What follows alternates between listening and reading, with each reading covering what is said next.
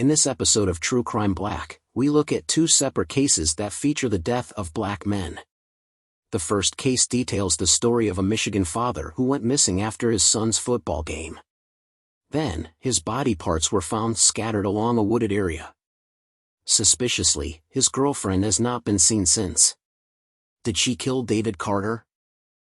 Then, we look at the case of a family man who went missing after a night of partying with his friend.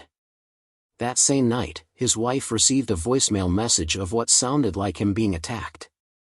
What happened to Henry McCabe? With that said, let's get started.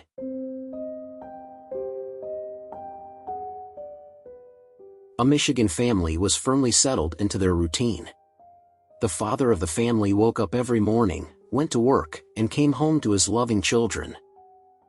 But when that hardworking father stopped showing up for work, his friends and family were understandably very worried. Sadly, the worry would only be the beginning.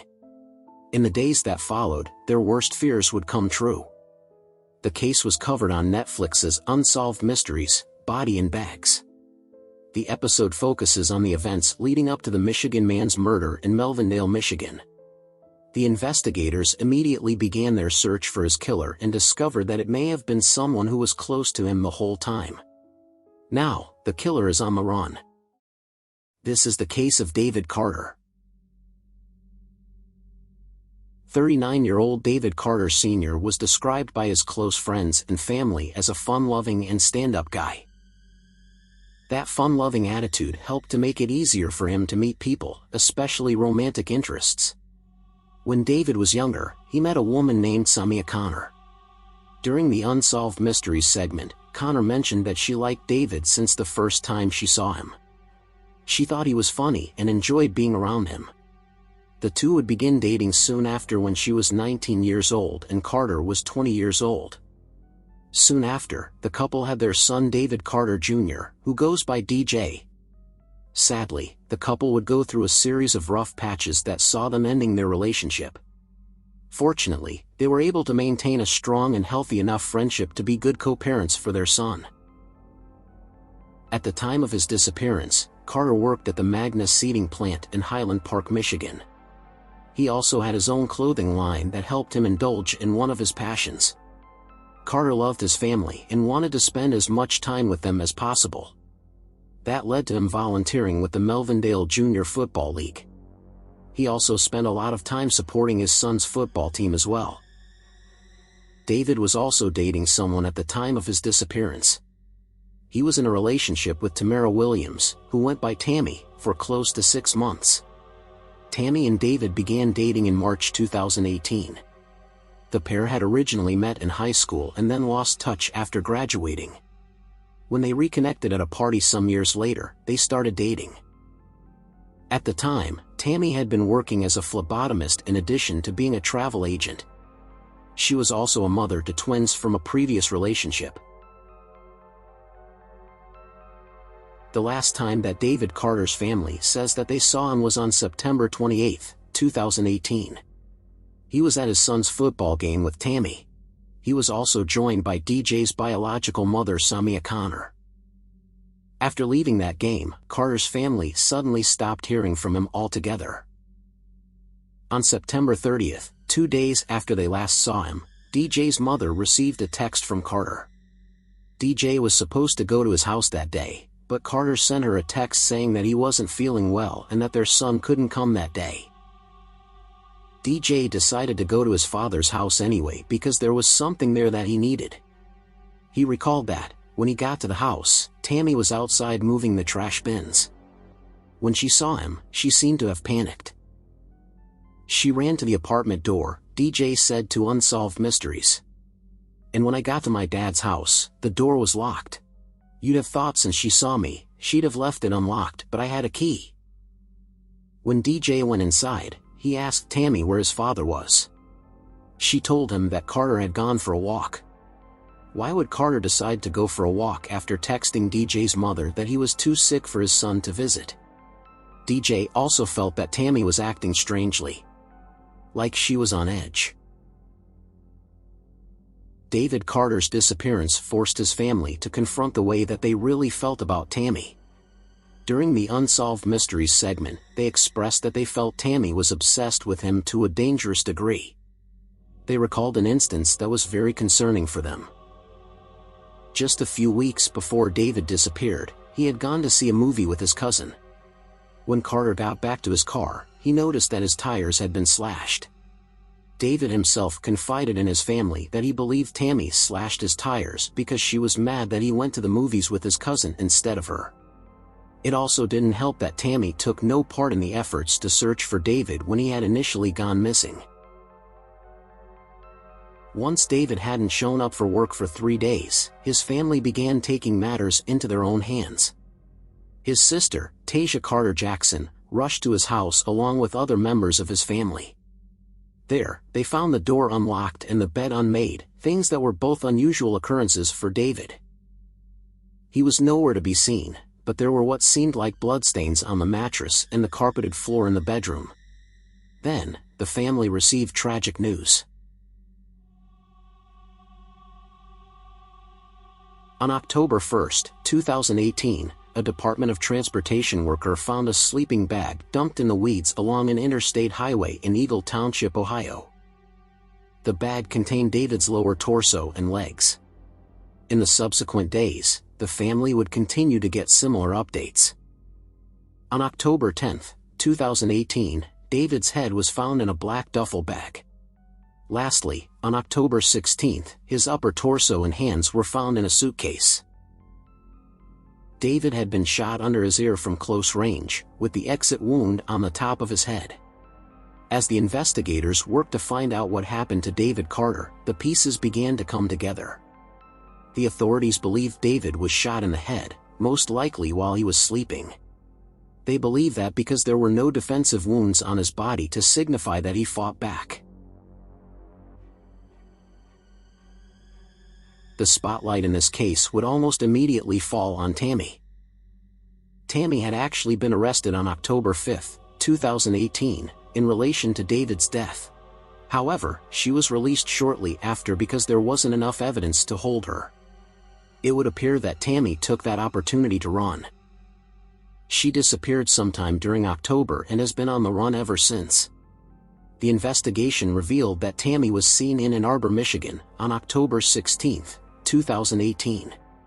She was seen on a surveillance camera having a meal at a restaurant. Tammy then took a train to Chicago, Illinois, and then to New York City. According to the Unsolved Mysteries segment, Tammy checked into a hotel, stayed the night of October 18, 2018, and left after that, making that the last time she was seen. The U.S. Marshals continue to look for Tammy, and a reward is being offered for information that would lead to her capture. To this day, David Carter's murder remains unsolved.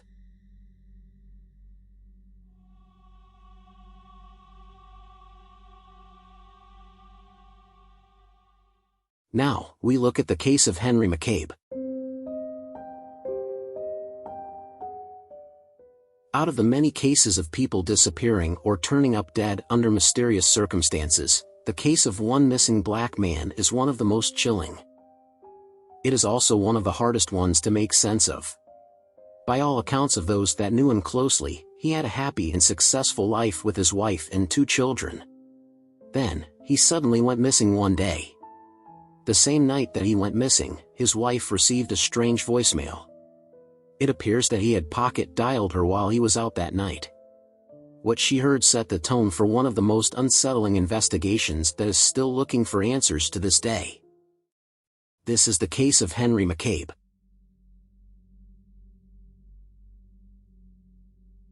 In 2015, 32-year-old Henry McCabe worked as an auditor for the state of Minnesota.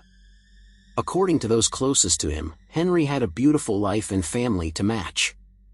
He was married to Corinne McCabe and had 2 kids. He lived a fruitful life with his family in the town of Mounds View, Minnesota. Not too long before he went missing, Henry was seen at a local club named Pavlitsky's. The club was in Spring Lake. Since it was Labor Day weekend, Henry was out partying and having fun with his friends. One of his friends, William Kennedy, claims that night that he dropped Henry off at a gas station before going home. This was at 2 a.m.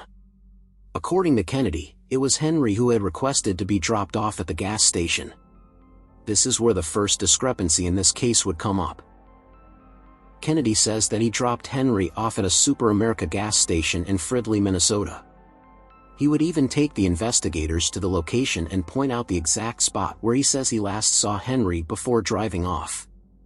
It would turn out though, that Kennedy had dropped Henry off at a Holiday gas station in a completely different area. Security footage shows Henry getting out of a car at that specific gas station. When confronted with this fact, Kennedy changes his story to match what the investigators told him. While this was happening, Corrine was going about her night thinking that her husband was out having fun with his friend. Then, something strange happened. During the early hours of September 7, 2015, Henry McCabe's wife Corrine received a strange phone call from her husband. The call appeared to be a pocket dial, but it was an illuminating phone call at the same time. For 2 minutes, Corrine listened to what seemed like her husband, or some kind of weird creature, screaming for his life for 2 minutes, saying he'd been shot but not able to say much else that could be easily comprehended. Segments of the voicemail were released by ABC News, and you can hear the unusual grunts and moans that characterize the phone call. According to ABC News, a male voice said "Stop it," and then the call dropped. Here is some of that voicemail.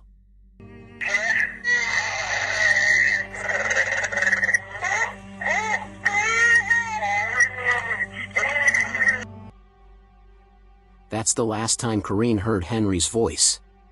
She managed to record some of the phone call and brought it with her to the police station the next day when she reported her husband missing. After the concerning phone call, there was no longer any word from Henry McCabe. He had completely vanished. There was no activity in his bank account or with his work or even on his phone. The police were able to learn that Henry's phone pinged off a cell tower in New Brighton, Minnesota when the voicemail was recorded. But then his phone was disconnected after the mysterious voicemail message. Because of this, a massive search and rescue team was dispatched. And it would take months before a horrifying discovery was made. On November 2, 2015, a kayaker was sailing across the waters of Rush Lake. At one point, they came upon the body of a man floating in the water. An autopsy was performed on his body and the coroner could find no evidence of injuries and nothing to indicate foul play was involved. Decomposition was so advanced that it took 2 days for the body to be identified. When they were able to identify the body, they learned that it was Henry McCabe. His cause of death was ruled a drowning by the medical examiner.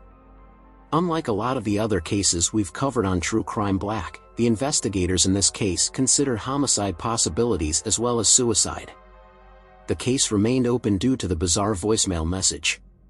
That message, however, doesn't depict the scene of a man drowning, and that has led to more confusion in this case.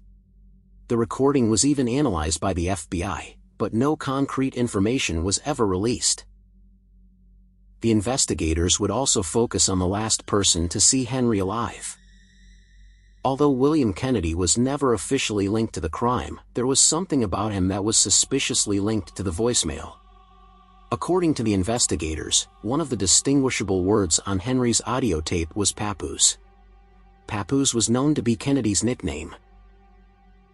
Kennedy had also been the one to turn in Henry's keys and wallet to the police. He claimed that he only took them so that he could prevent Henry from drinking and driving that night. But if that's the case, why would he drop Henry off at a gas station at 2 a.m. without any mode of transportation? Henry's wife, Corrine, has even questioned why Kennedy wouldn't have just driven him home instead. The Minnesota Community Police Department has offered a $5,000 reward in exchange for information in this case that might lead to an arrest. An anonymous tip line was also set up as well. After firing the Minnesota Community PD, Henry's wife Corrine began working with Mounds View Police through the investigation because she felt that they better fit the needs of her family. So far, neither organization has been successful in tracing clues to McCabe's death and disappearance. To this day, the death of Henry McCabe remains a mystery.